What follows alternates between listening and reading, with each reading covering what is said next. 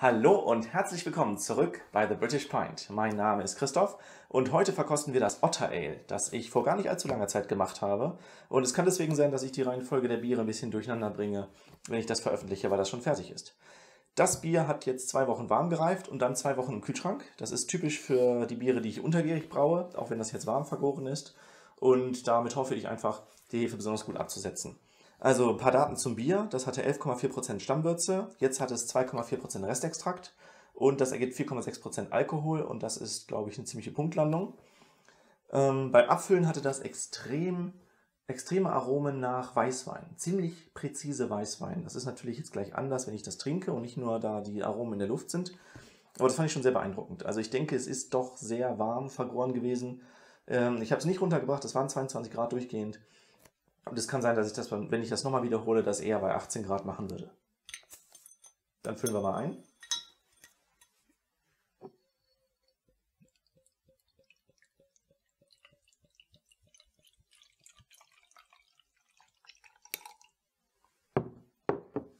So, als erstes fällt auf, dass der Schaum sich nicht sehr gut hält. Das ist ein bisschen überraschend.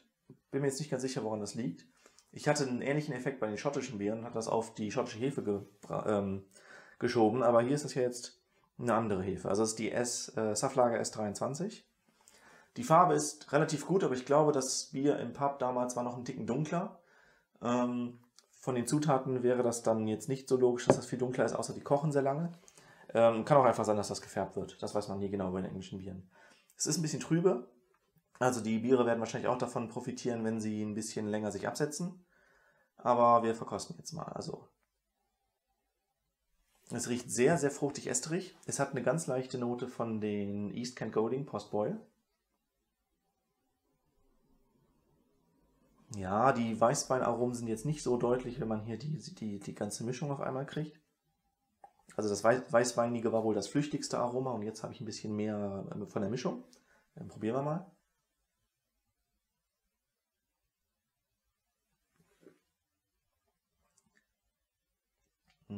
Ja, sehr interessanter Geschmack.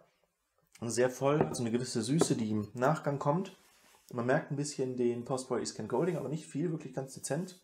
Es ist ein ganz klein bisschen scharf. Ich überlege gerade, ob das jetzt wegen der warmen Temperatur kommt oder ob ich vielleicht noch ein bisschen Hefepartikel schmecke. Das ist manchmal so ein bisschen schwer zu sagen.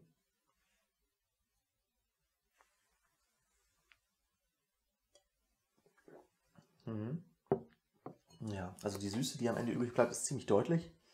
2,4% Restextrakt, also Grad Plato. Ja, ich rechne jetzt mit Grad Plato um. Das ist natürlich schon relativ viel. Was halte ich von dem Bier? Also ich habe nicht das Gefühl, dass sich das tatsächlich so verhält, wie ich das aus England gewohnt war. Ich hatte das Otter Ale ja dort probiert, letztes Jahr im September.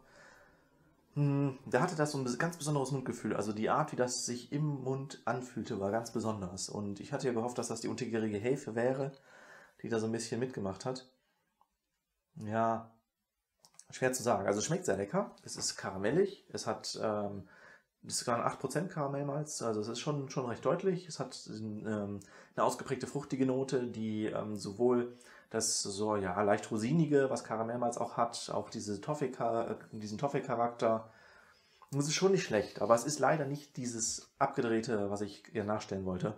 Vielleicht kommt man nicht umhin, doch mal bei der Brauerei vorbeizuschauen, die zu fragen, ob sie einen Tipp geben können. Ja, ansonsten ein sehr interessantes Bier. Das Rezept habt ihr jetzt. Wenn ihr euch für diese Art von Geschmack interessiert, braucht es mal nach. Es ist relativ leicht und man kriegt die Trockenhefe ja auch, ist ja überall erhältlich. Das ist der Vorteil, wenn man nicht eine flüssige nimmt. Ja, und dann muss ich mal gucken, ob ich das noch ein bisschen feintune und vielleicht in Zukunft noch mal braue. Also schaltet auch beim nächsten Mal wieder ein, wenn die nächsten Biere anstehen. Ich würde sagen, bis dann.